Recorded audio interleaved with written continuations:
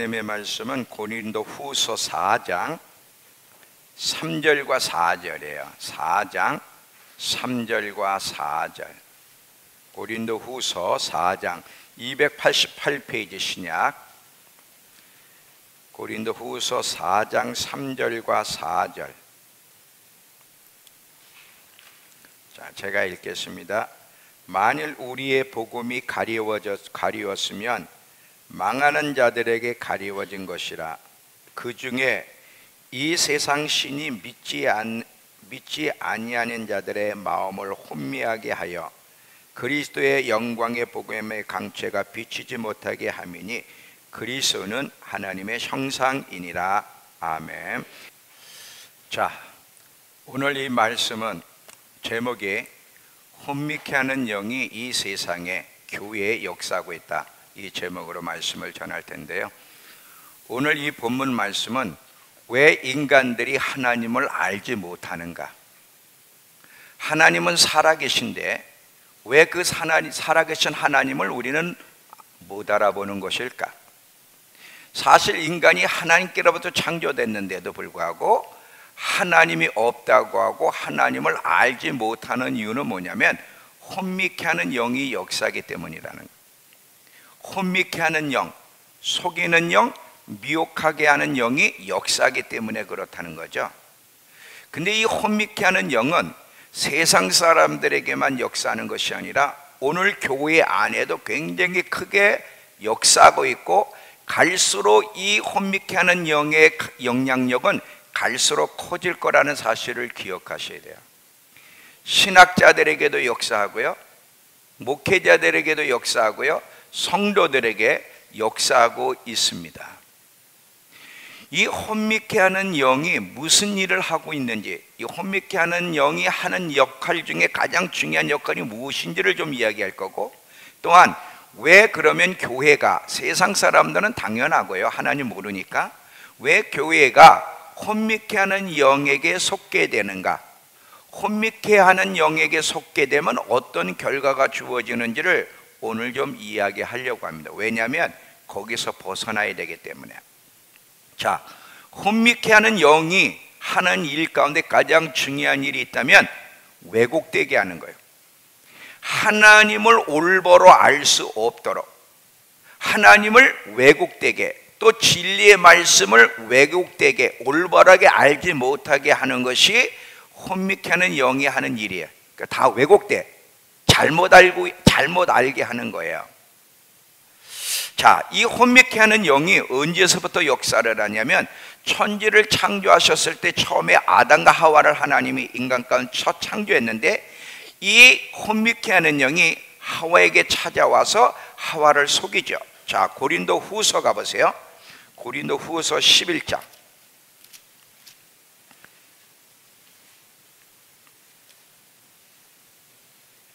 2절과 3절이에요. 297페이지 신약.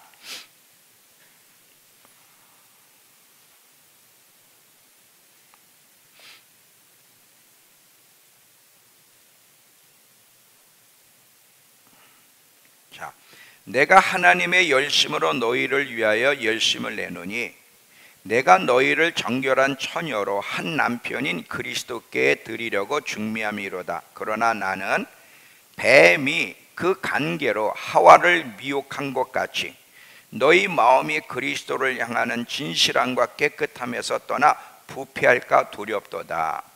왜 이 아담과 하와가 하나님 말씀을 그대로 믿지 못하고 불순종하여 쫓겨나게 됐느냐? 혼미케 하는 영이 역사에서 하나님을 왜곡되게. 자, 하나님은 그 말씀 그대로 지키시는 분이에요. 선악과를 따먹으면 죽는다 그랬어요. 그랬더니 사단이 뱀의 모양으로 나타나가지고 뭐라 그러냐면 너희 안 죽는다? 하나님 그런 분 아니야. 아니, 하나님이 사랑이 많다고 하시는데 그 사랑이 많으신 하나님이 선악과 하나 따먹었다고 죽이셔? 하나님 그런 분 아니야. 그러면서 하나님에 대해서 왜곡되게 알게끔 유혹하는 거죠.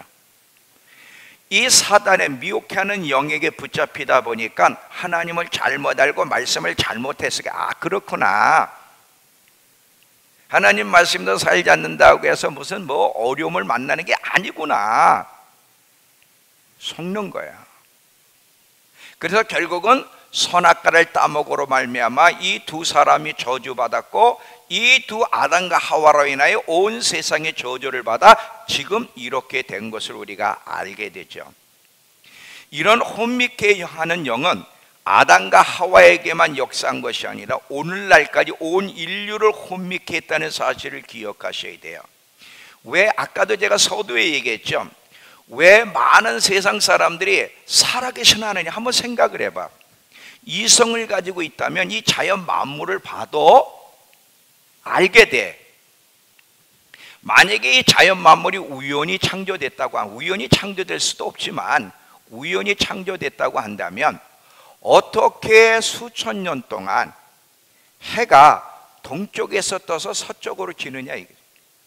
아니 서쪽에 떠 동쪽으로도 질 수 있고 우연이라면 남쪽에 떠서 북쪽으로 질 수 있고, 그런데 어떻게 변함없이 항상 해는 동쪽에서 떠서 서쪽으로 지라, 누군가가 이 자연 법칙에 있어서 질서를 이끌어가지 않고서 어떻게 이게 가능하겠느냐 이거죠. 사람이 조그만 이성을 가지고 생각하게 되면 그렇게 깊은 믿음은 없어도 아, 신이라는 게 존재하는구나 알게 돼요. 진화론은 가짜라는 게 이미 판명이 됐어요. 많은 사람들이 진화론에 속았지만 이제 진화론은 과학적으로 증명이 안 되는 거짓된 학설이라고 하는 것이 이제 드러났단 말이지. 근데 우리는 평생 진화론을 배우고 살아왔어요. 다 미혹이에요. 미혹. 속이는 거예요. 이 참되신 하나님을 믿지 않고 거짓된 것을 믿게 하는 것이 혼미케 하는, 미혹시키는 영의 역사인데 왜곡되게, 근데 어떤 부분으로 왜곡시키냐면 영화를 통해 왜곡시키든지 글들을 통해서 학문적인 것을 통해서 이 혼미케 하는 영이 역사함으로 말미암아 세상에 있는 사람들이 하나님의 존재를 믿지 못할 뿐 아니라 참된 것과 거짓된 것을 분별하지 못하고 거짓된 것을 믿고 살아가게 만드는 거예요. 이게 혼미케 하는 영이 하는 일이에요. 그래서 많은 사람들이 잘못된 걸 받아들이고 잘못된 것을 선택하며 살아가는 거죠. 자, 우리 대한민국에 혼미케 하는 영이 역사하여 사람들이 어떻게 생각하고 선택하고 행동하는지를 예를 드릴게요. 성경에 동성애는 죄라 그랬어요. 이건 자연 법칙에도 어긋나는 거. 어떻게 남자와 남자가 결혼할 수 있고 여자와 여자가 결혼할 수 있어요. 이건 말이 안 되는 거예요. 그런데도 성경은 분명히 동성애는 죄고 동성애 부분에 회개하지 않으면 반드시 하나님이 심판한다고 이야기했어요. 그런데 이 죄 문제가 지금 우리나라에서는 어떻게 표현되고 있냐? 다른 거야. 인권이야. 그들도 소수의 인권들을 인권을 인정해주고 그 보호해야지, 죄가 인권이라는 이름하에 둔갑이 돼버렸어요. 이 죄 문제가 인권이야 다른 것이라고 하면서 동성애를 받아들여. 왜 이렇게 돼? 혼미케 하는 영이 역사기 때문에 그러는 거예요. 근데 이 사람들이 자기들이 그렇게 말하고 선택하면서도, 자 여러분, 동성애자들이 난 죄인이야 이런 사람 봤어요? 그 동성애를 옹호하는 사람들이 이건 죄라고 하는 사람들 다 인권이라 미명하여 용납을 하잖아요. 왜 이래요? 왜 거짓 것을 거짓 것으로 모르고 참된 것과 거짓 것을 뒤바꿔 버렸죠? 미혹이에요. 미혹. 혼미케 하면 이렇게 되는 거예요. 낙태를 부모의 선택이란 말로, 잘 봐요. 낙태는 죄야. 이 몸 안에 이미 생명을 어떤 모양으로도 죽이면 그 아이가 영원히 죽는 게 아니에요. 나중에 천국 가서 하나님 앞에 가서 그 아이가 고발을 해. 이 사람이 나를 죽였다고. 철저하게 회개하지 않으면 지옥 갑니다. 사람을 죽였잖아요. 근데 이 낙태를 갖다가 뭐라 그래? 다 부모의 선택이야. 어쩔 수 없는 거야. 부모가 그렇게 선택하는데 하면서 이걸 부모의 선택이라고. 그리고 이 낙태 수술하는 사람들을 여러 가지 모양이고 옹호하고 있어요. 왜 살인을 이렇게 옹호해? 미혹이에요. 이 혼미케 되면, 혼미케는 영에게 붙잡히면 악을 선하다 그러고 선을 악이라고 잘못된 얘기를 하게 되는 거죠. 자, 이사야서 5장을 가보세요. 이사야 5장 20절을 보시면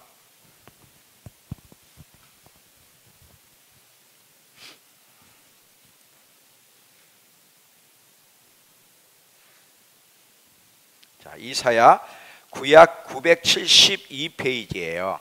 972페이지. 악을 선하다 하며 선을 악하다 하며 흑암으로 광명을 삼으며 광명으로 흑암을 삼으며 쓴 것으로 단 것을 삼고 단 것으로 쓴 것을 삼는 자는 화 있을진저. 자, 어떻게 악한 걸 선하다 그러고 선한 것을 악하다고 말할 수 있어? 이게 비정상이잖아. 왜 이렇게 돼? 혼미케 하는 영이 역사하게 되면 이렇게 말을 하는 거예요. 이 혼미케 하는 영이 역사를 하게 되면, 잘 들어봐요, 하나님의 말씀이 절대적인 진리가 안 돼. 우리 삶의 기준, 어떻게 사는 것이 옳은지, 뭐가 죄인지에 대한 기준이 없어져. 왜? 하나님 말씀에만 인간은 어떻게 살도록 창조되었고 뭐가 죄인지가 기록되어 있는데, 하나님 말씀을 절대적인 진리로 받아들이지 않게 되면 죄에 대한 기준이 없어져. 죄 자체가 없어지는 거예요. 왜 이렇게 돼? 혼미케 하는 영이 역사하기 때문에 그러는 거예요. 또 우리 믿음의 선배들이 참 아주 지켜오며 존중이 여겼던 가치들이, 이 영적 가치들이 점점 업신여겨지며 무시하고 살아갑니다. 왜 그랬죠?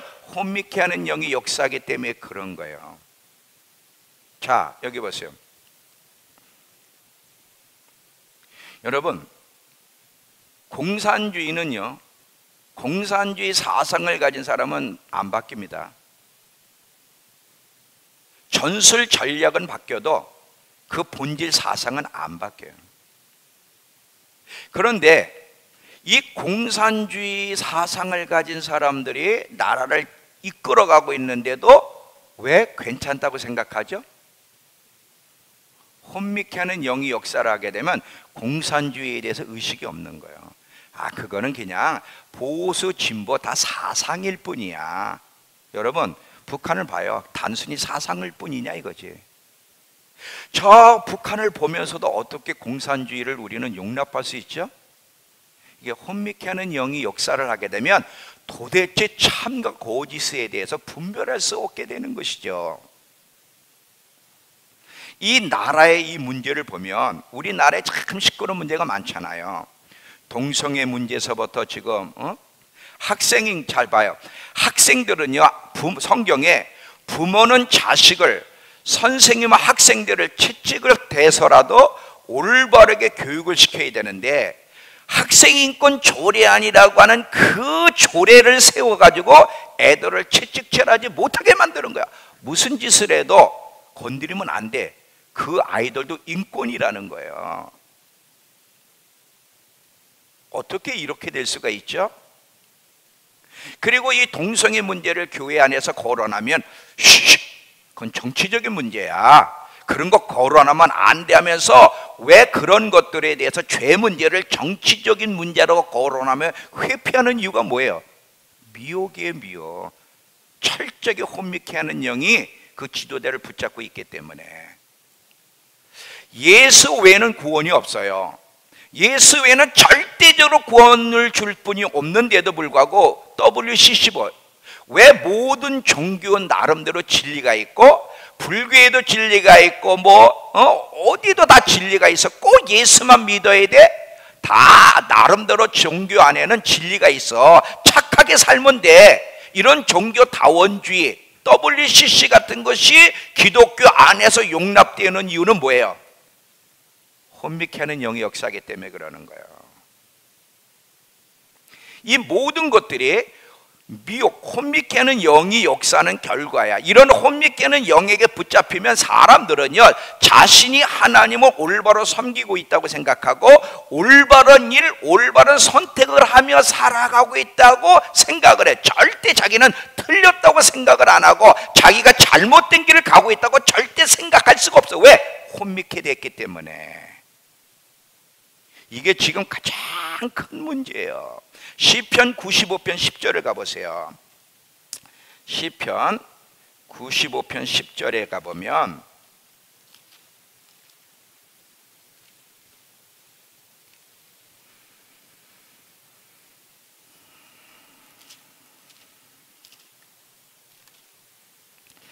구약 873페이지. 자, 구약 873페이지에 내가 40년 동안 그 세대로 말미암아 근심하여 이르기를 그들은 마음이 미혹된 백성이라 내 길을 알지 못한다 하였도다. 사람이 미혹되면 혼미케 하는 영에게 붙잡히면 하나님을 올바로 알 수 없고 자기가 걸어가는 그 길이, 자기가 하는 그 행동이, 자기가 가지고 있는 그 관점이 잘못됐는데도 잘못됐다고 생각을 안 하게 되는 거예요. 이게 혼미케 하는 영이 역사하는 증거예요. 잠언서 16장 25절. 잠언서 16장 25절. 구약 928페이지.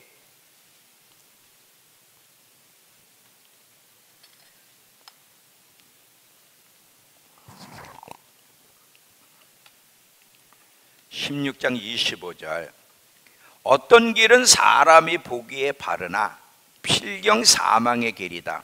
왜 사람들이 사망의 길을 가면서도 자기가 사망의 길로 가고 있다고 생각을 안 하고 그게 바른 길이라고 생각을 하죠? 혼미케 하는 영에 붙잡히면 사람은 착각하게 되는 거예요. 이 혼미케 하는 영이 지금 우리 대한민국 안에, 사회 안에, 교회 안에 굉장히 강력하게 역사하고 있다는 거예요. 근데 이 혼미케 하는 영은 언제까지? 마지막 때까지 역사할 건데, 마지막 때 여러분 두 짐승이 등장할 거예요. 잘 봐요.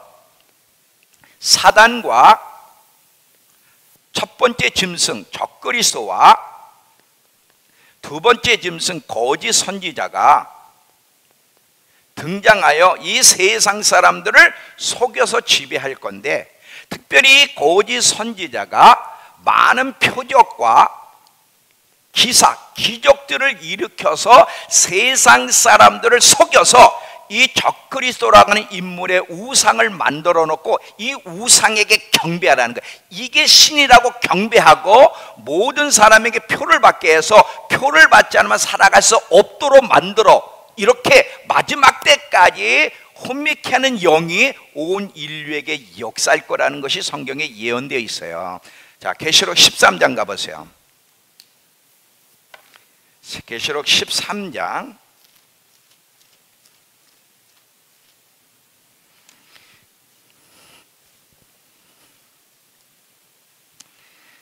11절서부터 15절까지 신약 411페이지.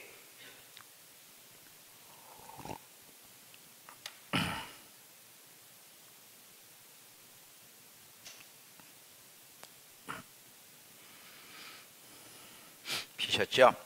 자, 13장 11절부터 내가 보매 또 다른 짐승이 땅에서 올라오니 어린 양같이 두 뿔이 있고 용처럼 말을 하더라.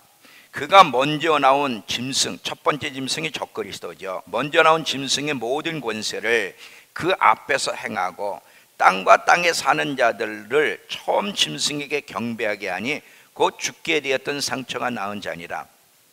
큰 이적을 행하되 심지어 하늘 사람들 앞에서 불이 하늘로부터 땅에 내려오게 하고 짐승 앞에서 받은 바 이적을 행함으로 땅에 거하는 자들을 미혹 혼미케 하여 땅에 거하는 자들에게 이르기를 칼에 상하였다 살아난 짐승의 우상을 만들라 하더라.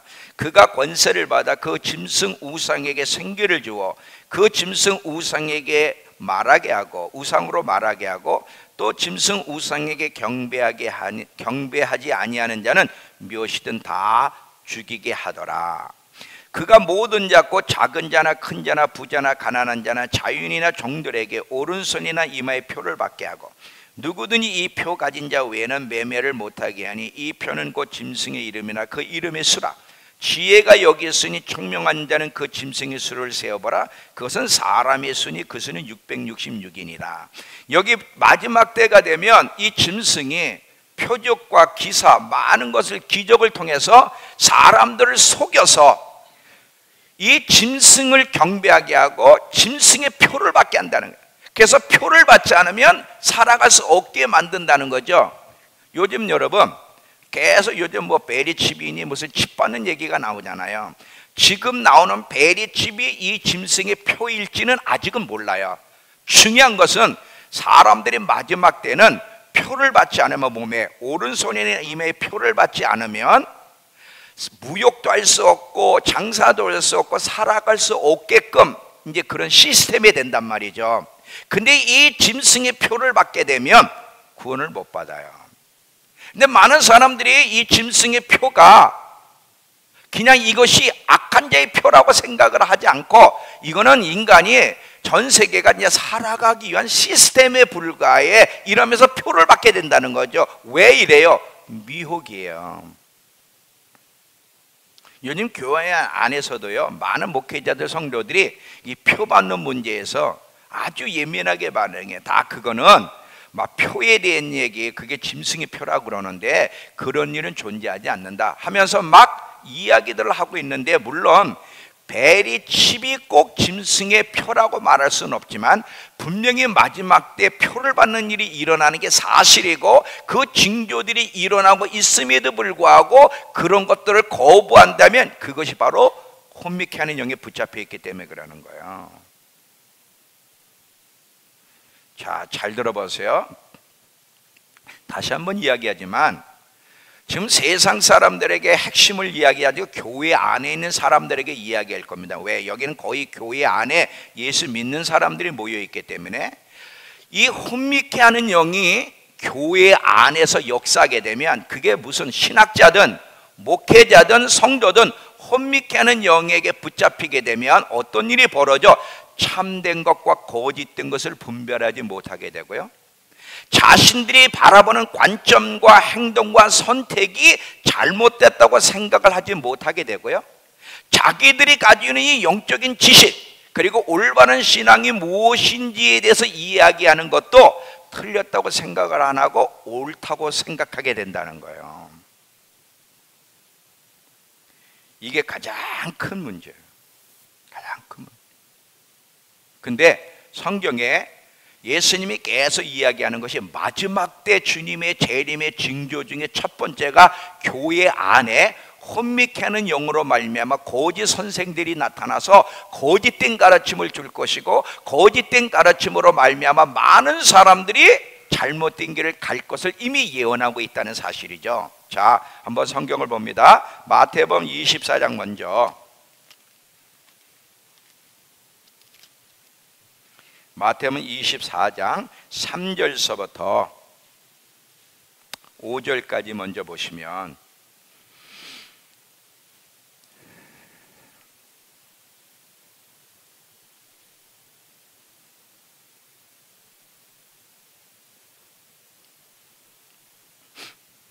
마태복음 24장은 신약 40페이지 3절부터, 예수께서 감람산 위에 앉으셨을 때에 제자들이 조용히 와서 이르되 우리에게 이르소서 어느 때 이런 일이 있겠사오며 또 주의 임하심과 세상 끝에는 무슨 징조가 있겠습니까? 징조를 알려주십시오. 우리가 그래야 준비할 수 있지 않겠습니까? 이렇게 질문할 때 4절부터가 예수님의 재림을 알리는 징조라는 거예요. 4절부터. 근데 어떤 징조? 교회 안에서부터 일어나는데, 예수께서 대답하여 이르시되 너희가 사람의 미혹을 받지 않도록 주의하라.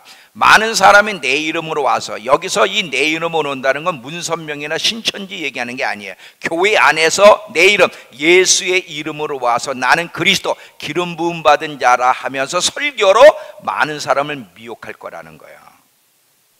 자, 24장 뒤로 가보시면 24절, 심지어는요 24절을 보시면 이 거짓 선생들이요 기적도 일으켜요. 24절, 거짓 그리스도들과 거짓 선지자들이 일어나 큰 표적과 기사를 보여 할 수만 있으면 택한 자들을 미혹하리라. 보라, 내가 너희에게 미리 이 이야기를 다 알렸노라 그렇게 돼 있어요. 자, 이번엔 디모데전서 4장 1절. 디모데전서 4장 1절. 신약 339페이지.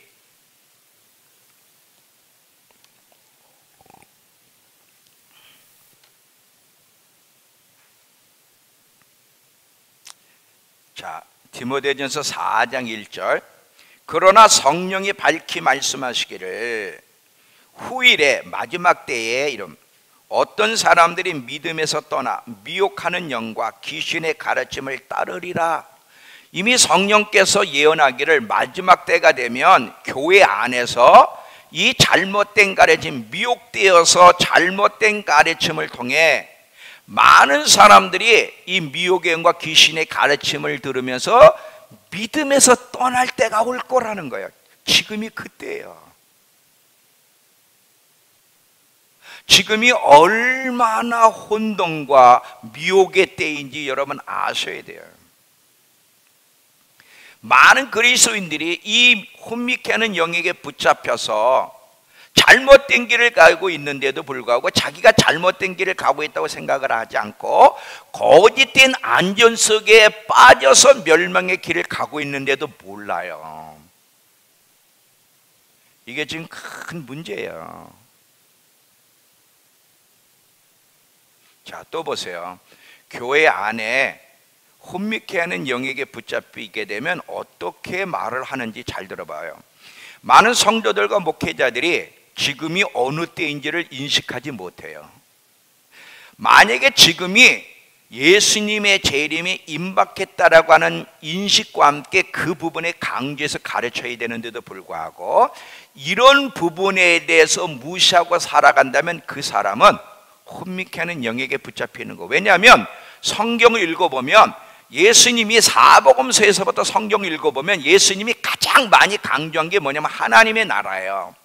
그 나라가 곧 오고 있다. 지금이 마지막 때라는 것을 가장 많이 강조하신 분이 예수님이에요. 계시록 전체는 바로 그 얘기거든요. 이렇게 예수님은 자, 우리가 예수 믿고 구원받는 거, 예수님의 죽으심과 부활, 천국 많은 내용도 가르쳐야 되지만 예수님이 그 가르침의 핵심은 하나님의 나라가 오고 있다는 거야. 그 하나님의 나라를 어떻게 준비해야 되는지, 그리고 그 하나님의 나라가 곧 올 것이라는 것을 가장 많이 강조했기 때문에 만약에 정말 그 목회자가 성도들이 깨어있다면 이 마지막 때에 대해서 인식을 할 텐데 이 마지막 때에 대한 인식이 없이 아직도 세상 것을 따라 산다면 그 이유는 뭐예요? 혼미케 하는 영이 역사하기 때문에 그러는 거예요. 여러분, 마지막 때는 평안이 아니에요. 환란이 우리를 기다리고 있어요. 근데도 계속 평안을 강조하고 환란의 때를 이야기하여 환란의 때를 준비시키지 않는다면 그 사람은 미혹이에요. 혼미케 하는 영에게 붙잡혀 있기 때문에 그런 설교를 할 수가 없는 거예요. 자, 또 보세요. 왜 목사님은 교회 안에 혼미케 하는 영이 역사한다고 자꾸 이야기하십니까? 지금 제가 여러 가지 예를 드리고 있는데 또 하나의 예는 뭐냐면 정상적인 그리스도인이라면 항상 어디를 생각하며 살아가야 되냐면 그리스도의 심판대를 생각하며 살아가게 돼 있어요. 우리의 모든 삶은 어디로 귀결되냐면 심판대예요. 가장 중요한 것은 심판대. 심판대 모든 사람들이 다 심판대 쓸 거지만 특별히 우리 그리스도인들도 죽으면 그냥 죽으면 끝나는 게 아니라 우리의 영혼이 하나님의 심판대 앞에 서서 우리의 사역과 모든 삶에 대해서 신문을 받고 그 심판 결과에 따라서 어디서 영혼을 보낼 것인지를 결정하기 때문에 사실은요 가장 중요한 것은 이 주어진 시간과 인생과 세월을 심판대를 잘 준비하는 일에 초점이 맞춰져야 되는데도 심판대에 대해서 생각하지 못하고 여전히 자기 방식을 따라 세상 방식을 따라 살아가면서 하나님을 두려워하지 않고 살아간다면 그게 바로 미혹되어 있다는 증거예요. 자, 사람은 온전치 못하잖아요. 저도 죄를 짓는데, 그러면 정상적이라면 죄를 짓고 하나님의 뜻을 따라 살지 않으면 회개를 하며 경건한 두려움을 가지고 살아갈 텐데, 하나님을 모르면서도 또 하나님을 믿으면서도 하나님 백성답게 살아가기보다 자기 방식대로 여전히 살아가며 회개하지 않고 편하게 앉아있는 이유가 뭐예요? 그게 미혹의 증거예요. 미혹돼 있으니까 자기 상태를 모르는 것이죠.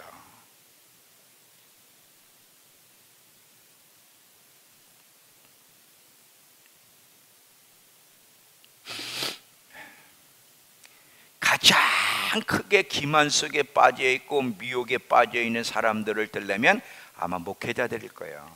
왜냐하면 목회자들은 성경 야고보서에 많은 사람이 선생이 되지 말라, 선생이 더 큰 심판을 받는다. 근데 저도 목회자잖아요. 잘 봐요. 우리가 하나님 말씀을 전하지만 항상 무슨 생각을 해야 되냐면, 나의 오늘 이 설교가 사람들의 마음을 즐겁게 하는 설교를 할 거냐, 하나님이 전하라고 하는 설교를 할 거냐, 이 항상 순간순간 기류에 빠져요. 잘 봐요. 이것도 하나의 나쁜 쪽으로 뭐라 생각하면 사업이란 말이지. 이 목회도 사람들이 많이 모여야 돈을 내고 돈을 내야 교회가 운영이 되잖아요. 그러니까 나쁜 생각을 가지고 있는 사람은 이걸 사업으로 생각한단 말이에요. 그러니까 사업을 하게 되면 사람이 많이 와야 돼. 그 사람이 많이 와야 되는데 죄를 지적하고 회개를 촉구하고 거룩을 얘기하고 심판대를 얘기하면 부담스러워서 안 온단 말이지. 그러니까 편안한 소리를 해. 예수 믿으면 잘 됩니다. 예수 믿으면 복 받습니다. 이 자꾸 그냥 편안하게 위로와 이 편안한 얘기만 하네. 한 번도 죄가 뭔지에 대해서, 회개가 얼마나 중요한지에 대해서 우리는 심판대를 생각하며 살아야 된다는 얘기를 안 하다 보니까 성도들이 그런 부분에 생각을 안 하는 거예요. 그러니까 항상 기로야, 내가 하나님이 전하기를 원하시는, 하나님이 듣기에 좋은 설교를 할 거냐, 사람들이 듣기에 좋은 설교를 할 거냐, 항상 이 기로에 놓여 있어요.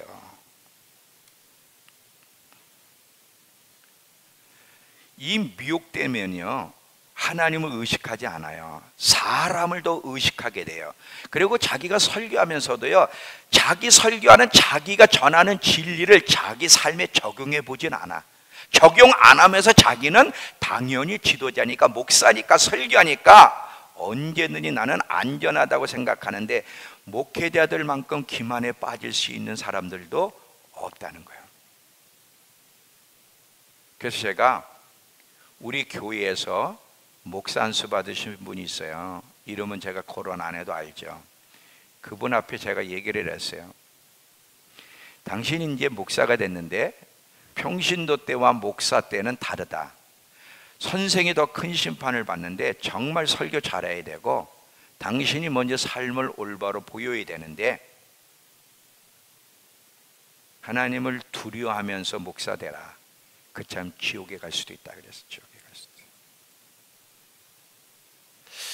이 심판대에 대한 지식을 가장 잘 알고 있었던 사람이 있다면 사도 바울이에요. 그래서 사도 바울의 서신서를 보면 항상 그가 강조하고 있는 게 뭐냐면, 나는 주를 기쁘시게 하는 자 되기를 원한다. 왜냐하면 우리의 모든 삶을 선악간의 심판을 받기 때문에. 그 얘기를 하면서 꼭 뒤에 붙인 게 있어요. 자, 고린도 후서 가보세요.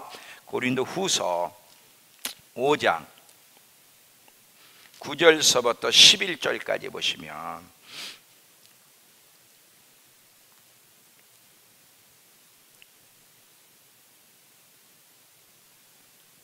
고린도 후서 5장 9절부터, 그런즉 우리는 몸으로 있든지 떠나든지 주를 기쁘시게 하는 자 되기를 힘쓰노라. 신약 289페이지예요.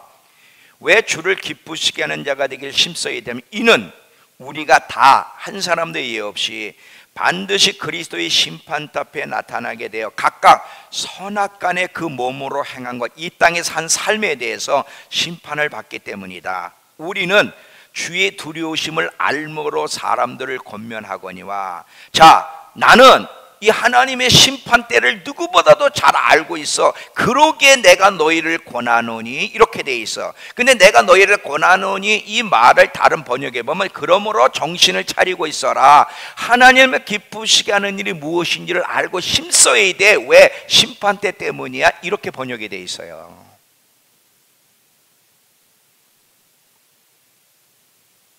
만약에 혼미케 하는 영에게 붙잡혀서 자기가 지금 그 가는 길이 옳은 길인지 그른 길인지를 분별하지 못한다면 마지막 날 심판대에서 이런 소리를 들을 겁니다. 나는 너희를 도무지 알지 못하노라. 근데요, 제가 성경을 읽으면서 다 이해하지도 못하지만 성경을 읽으면서 참 이해할 수 없는 규절이 있어요. 놀랍기도 하고 이해하지 못하는 규절이 있는데 그게 뭔지 아세요? 잘 봐요. 여기 봐요. 먼저 성경 마태복음 7장 가보세요. 마태복음 7장 21절부터 23절 신약 10페이지예요.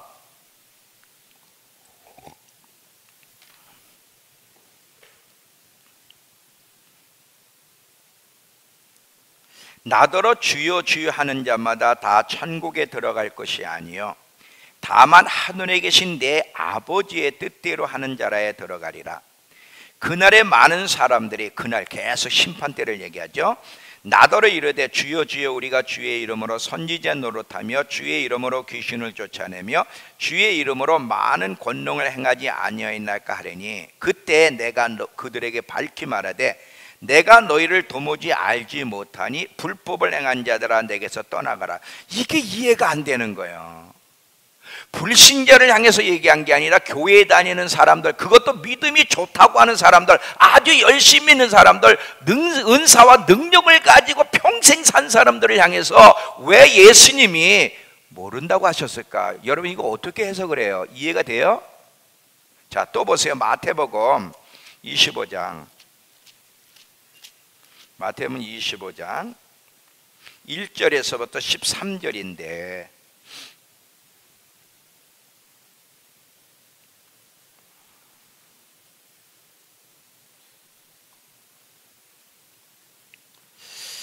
마태복음 25장 42페이지시냐. 그때 천국은 마치 등을 들고 신랑을 맞으러 나간 열처녀와 같다 하리니 그중 5은 미련하고 5은 슬기 있는 자라. 미련한 자들은 등을 가지되 기름을 가지지 아니하고 슬기 있는 자들은 그릇에 기름을 담아 등과 함께 가져갔더니 신랑이 더디움으로 다 졸며 잘세. 밤중에 소리가 나되 보라 신랑이로다 맞으러 나오라 하매 이에 그 처녀들이 다 일어나 등을 준비할세.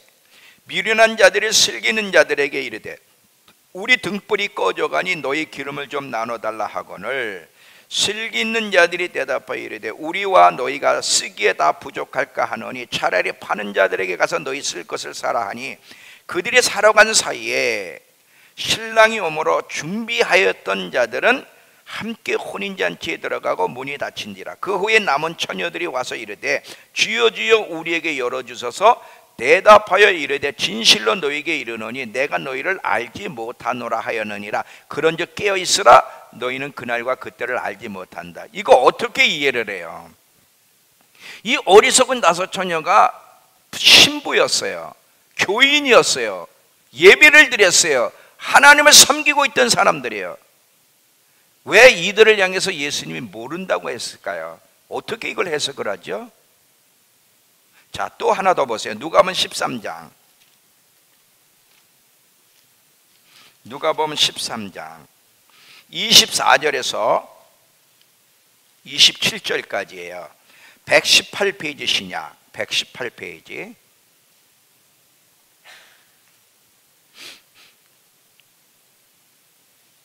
(118페이지) 누가복음 13장 24절부터 27절. 좁은 문으로 들어가기를 심쓰라. 내가 너희에게 이르노니 들어가기를 구하여도 못하는 자가 많으리라. 집주인이 일어나 문을 한번 닫은 후에 너희가 밖에 서서 문을 두드리며 주여 열어주소서 하면 그가 대답하여 이르되 나는 너희가 어디서 온 자인 줄 알지 못하노라 하리니 그때 너희가 말하되 우리는 주 앞에 먹고 마셨으며 주는 또한 우리의 길거리에서 가르치셨나이다 하나 그가 너희에게 말하여 이르되 나는 너희가 어디에서 왔는지 알지 못하노라 행악하는 모든 자들아 나를 떠나가라. 이거 어떻게 이해를 해요? 자, 여기 보세요. 그렇다면 이 세 부류를 보면 그렇다면 이들은 예수를 믿고 신앙 고백을 하고 예배도 드렸고 능력도 했는데 예수님이 심판대에서 모른다고 했어요. 그렇다면 이들은 철저하게 자기 기만, 자기가 자기를 속인 거야. 자기 기만에 빠졌다는 것을 알게 되고요. 미혹의 영, 혼미케의 영에 붙잡혔다고 하는 것 외에는 설명이 안 돼요. 이들은 하나님을 알되 잘못 알고 있었어요. 진리가 뭔지를 정확하게 모르고 있었어요. 잘 봐요.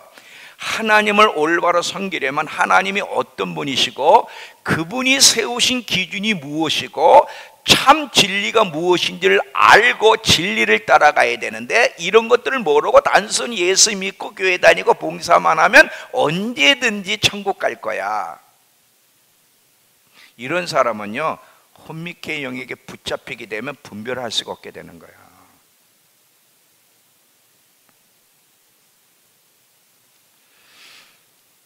오늘날 혼미케하는 영이 교회를 붙잡고 있는데 지금 혼미케하는 영이 교회에 어떻게 역사하고 지금 내가 붙잡혀 있는지 아닌지를 분별해내서 대적하지 않는다면 마지막 때 나는 너희를 모른다는 이 소리를 우리도 똑같이 들을 거라는 거야. 이게 무서운 거죠. 잘 보세요. 병도 고치고 예언도 하고 귀신도 쫓았어. 그리고 예수님을 신랑이라고 고백했고 신랑을 기다리기 위해서 등불도 가지고 있었어요. 근데 왜 이들이 예수를 못 만나고 예수님은 이들을 모른다고 했을까? 문제는 뭐냐면 외형적인 것은 예수님을 아는 것처럼 행동을 했지만 내면이 하나님을 아는 자답게 살지 않았다는 게 문제예요. 자, 만약에 진정으로 우리가 하나님을 안다면 삶의 방식이 하나님을 아는 자답게 살아갔을 거고 그런 자는 분명히 주님이 안다 그러실 겁니다. 자, 한번 성경을 봅시다. 요한일서 2장 3절에서 6절.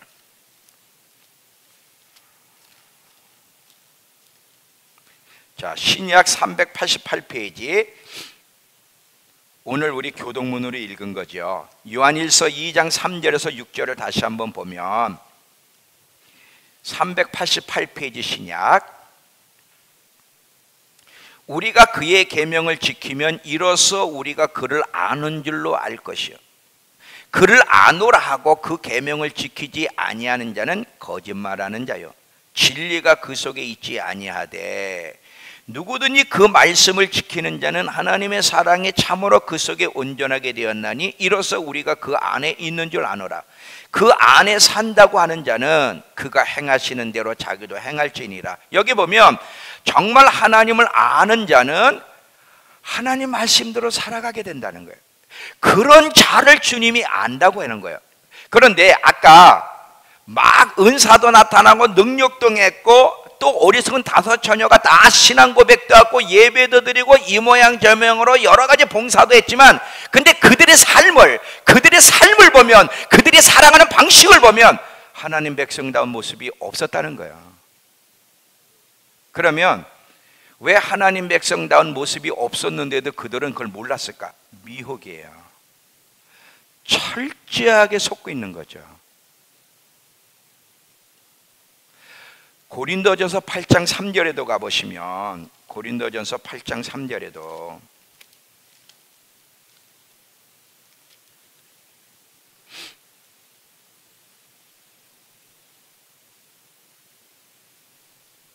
자, 고린도전서 8장 3절은 271페이지 신약. 또 누구든지 하나님을 사랑하면 그 사람은 하나님도 알아주신다. 여기서 하나님을 사랑한다는 게 뭐예요? 요한복음 14장 21절에 보면 나를 사랑하는 자는 나의 계명을 지킬 것이다 그랬어요. 하나님을 사랑하게 되면, 다시 말하면 하나님의 말씀대로 살아가려고 애를 쓰게 되면 하나님이 뭐라고? 나도 너를 알아 그래.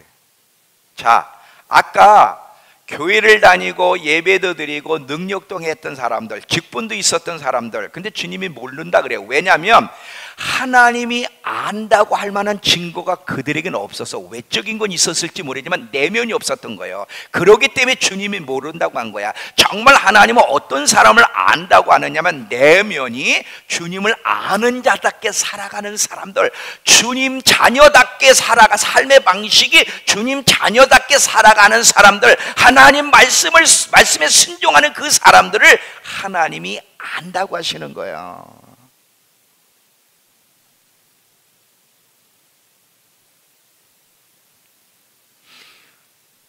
우리 정신 차려야 돼요. 존 비비의 그날이라는 책을 여러분 반드시 읽어보세요. 존 비비의 그날이라는 책은 심판 때 얘기해요. 거기 심판 때 보면 목사님, 그 한 교회 예를 들어요. 예를 들어서 그 교회 담임 목사님, 수천 명 모이는 담임 목사님도 지옥 가고요, 성도들도 많은 경우 그 배가 침몰해가지고 죽어서 지옥 가요. 근데 이 담임 목사님은 다시 한번 기회가 주어져요. 왜냐면 신실한 아들의 중보로 인하여, 그리고 그 아들이 다 죽어간 아버지에게 산소를 공급해줘가지고 그 아버지가 살아나는데, 근데 살아나는 동안 그 아버지의 삶이 심판탑에서 어떤 결정이네? 내가 너를 모른다. 그래서 지옥에서 실제로 느끼는 것을 경험합니다. 경험하지만 그걸로 끝나지 않고 그 신실한 아들의 기도와 아들의 노력으로 그 목사님 아버지가 다시 살아나서 이제 증거하는 거예요. 진짜 지옥이 있더라. 누가 지옥에 가는지. 그러면서 이 목사님도 자기의 삶은 지옥에 갈 수밖에 없었다는 것을 이야기하고 자기 교인들 가운데 지옥을 갔는데, 여기 보면 공통적인 게 뭐냐면 전부 다 철저히 속았다는 거예요. 철저히 왜곡되이 하나님을 섬겼기 때문에 지옥에 갔다는 거야. 잘 봐요. 이 목사님이 자기 나름대로는 목사니까 선하다고 생각하며 설교도 했고요, 치유기도도 했고요, 세례도 베풀었고요, 전도도 했고요, 기도도 해주고요, 말씀도 전했는데 심판탑에서 그의 인생 전체의 삶을 하나님이 딱 보여주시는데 동기도 그렇고 살아가는 방식이 너무 더러웠던 거예요.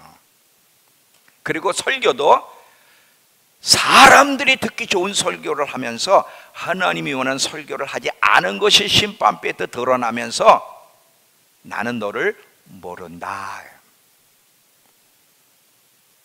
또 한 성도의 예를 들면, 그 한 성도가요, 중직자인데 이 성도는 그 교회에서 정말 믿음이 좋은 사람, 경건한 사람으로 인정받고 칭찬도 많이 받았어. 잘 봐요. 구제도 했고요, 헌금 생활도 열심히 했고요, 선교사 후원도 했고요, 불우한 이웃도 돕고요, 성가대에서 찬양도 했고요, 나름대로 성도로서 경건한 모습을 보였어.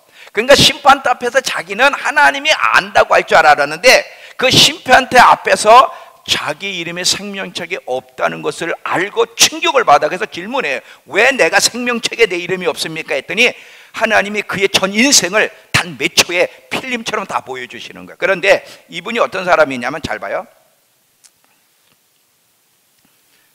교인이면서 건축업자야. 건축업자면서 부동산업자인데 교회에서는 경건한 척 하는데 이 건축 자재들을 삥땅을 하는 거야. 그리고 거짓말로 땅을 팔아먹어. 이거 안전하다고 하면서 거짓말로 땅을 팔아먹은 거, 남을 속여서 돈을 착복한 거, 이게 그냥 필름처럼 다 보이는 거예요. 너는 이중적인 생활을 했는데 교회에서는 그리스도인다운 생활을 했지만 밖에서는 내 백성답지 않은 이 악한 짓을 했고 너는 회개하지 않았기 때문에 나는 너를 모른다.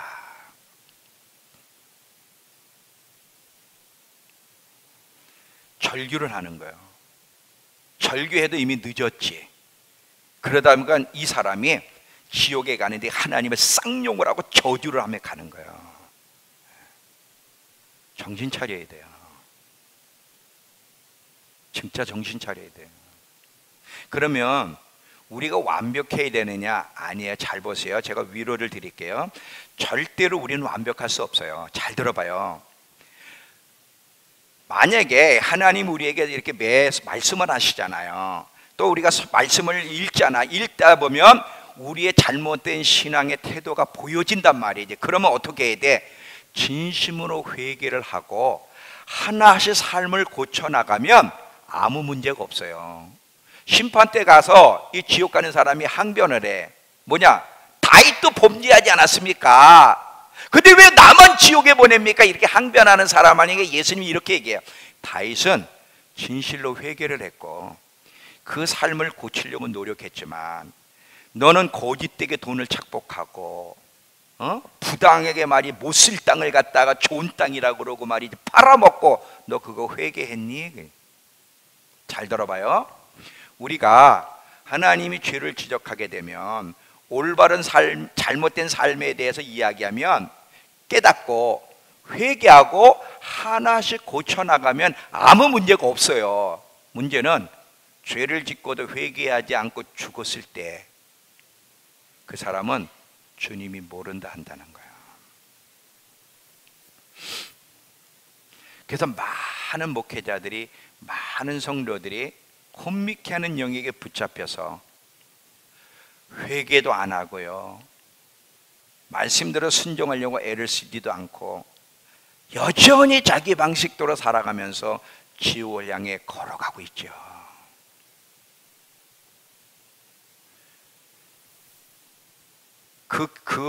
그날에 나오는 그 교회가요, 단체로 수련회를 배에서 어디 이제 세미나를 하는 거예요. 그러다가 배가 침몰해요. 사람은요 언제 죽을지 모른다. 오늘도 가다가 교통사고로 죽을 수 있어요.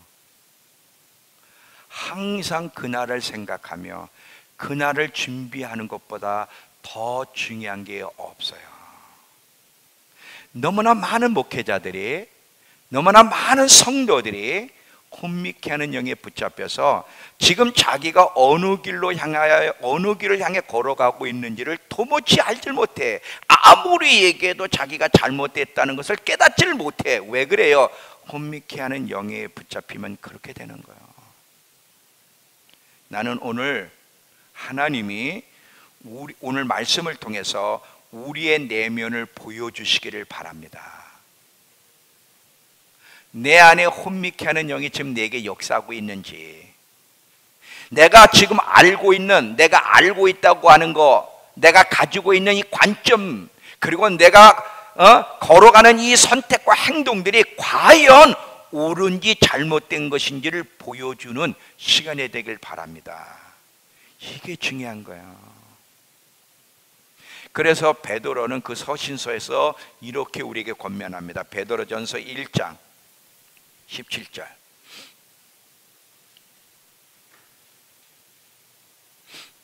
베드로전서 1장 17절.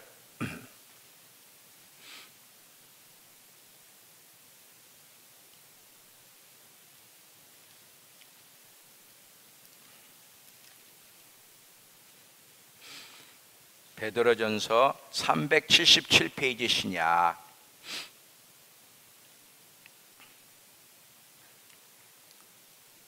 외모로 보시지 않고 각 사람의 행위대로 심판하는 일을 너희가 아버지라 부른즉 너희가 나그네로 있을 때를 참으로 두려움으로 지내라. 두려움으로 지내라.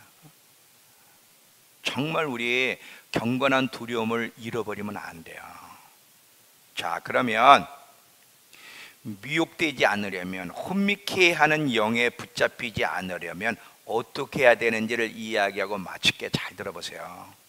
해답을 이야기합니다. 이게 혼미케 하는 영에게 붙잡히지 않으려면 철저하게 하나님이 어떤 분인지를 알아가는 노력이 있어야 돼.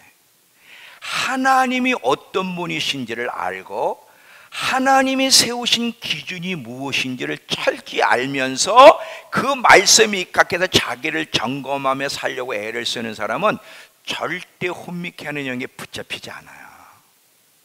근데 하나님이 어떤 분인지를 알아가는 일에 게으리하고 하나님이 세우신 기준이 뭔지 그리고 말씀이 입각해서 자기를 점검하는 일을 게으리하면 100% 혼미케 하는 영에 붙잡힐 겁니다. 사람은 안 돼요. 철저하게 혼미케 하는 영에 붙잡힌 교회가 있다면 어느 교회일까요? 자, 요한계시록에 7교회가 있는데 혼미케 하는 영에게 철저하게 붙잡혀 섰고 있었던 교회 2교회, 네, 둘이라 그랬어요. 2교회를 하라면 어느 교회를 여러분 얘기할 수 있을까요? 라우디게아 맞죠? 라우디게아. 또 하나, 2글자, 사대교회. 살았다는 이름을 가졌으나 죽었다. 너는 미지근에 내가 입에서 토해버리겠다. 이 2교회는 철저하게 혼미케 하는 영에 붙잡혀서 죽을 때까지 자기들을 몰랐어. 왜 그래? 이들은 교회예요. 예배를 드렸어요. 신앙 고백도 했어요. 그러나 이들은 하나님이 어떤 분이신지, 주님을 만나려면 하나님이 세우신 기준에 입각해야 되는데 기준이 뭔지에 대해서 알려고 노력하지도 않고 그냥 주일날 교회만 왔다 갔다 하는 거예요. 이게 문제죠. 우린 이런 사람이 되면 안 되는 거야. 우리 믿음께 성도들은 절대 이러면 안 되는 거야.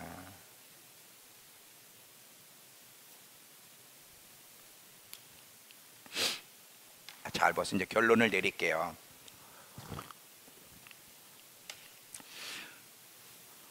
우리에게 가장 중요한 것은요, 다른 게 아니에요. 지금 이 세상의 것들이 우리의 주의를 산만하게 만드는데 잘 봐요. 지금 우리가 중요하다고 생각하는 것들, 그래서 우리의 생각을 빼앗는 것들, 돈 걱정, 먹고 사는 거 걱정, 몸매 가꾸는 거 걱정, 살찌는 거 이 걱정, 흉대가 안 잠겨지네, 배가 자꾸 나온다 이 걱정, 자녀들의 성적 걱정, 세계 경제 상황에 대한 걱정, 교회가 부흥할 거냐 안 할 거냐의 걱정, 이 모든 것들은 필요는 하지만 이게 중심이 아니에요. 이런 것들은요, 핸드폰이나 인터넷이나 세상의 그 문화와 함께 이런 것들은 우리 주위를 산만하게 만드는 가치 있는 게 아니에요.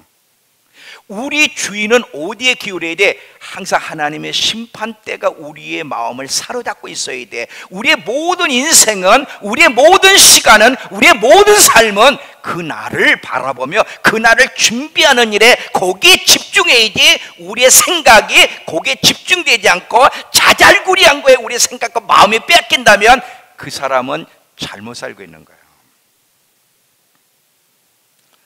많은 사람들이, 그리스도인들이 심판대를 생각하지 않아요. 뭘 더 걱정해? 사업이 잘 될 거냐만. 그거 다 필요한 겁니다. 왜 돈이 안 벌리느냐? 자식 성적이 올랐냐 떨어졌냐?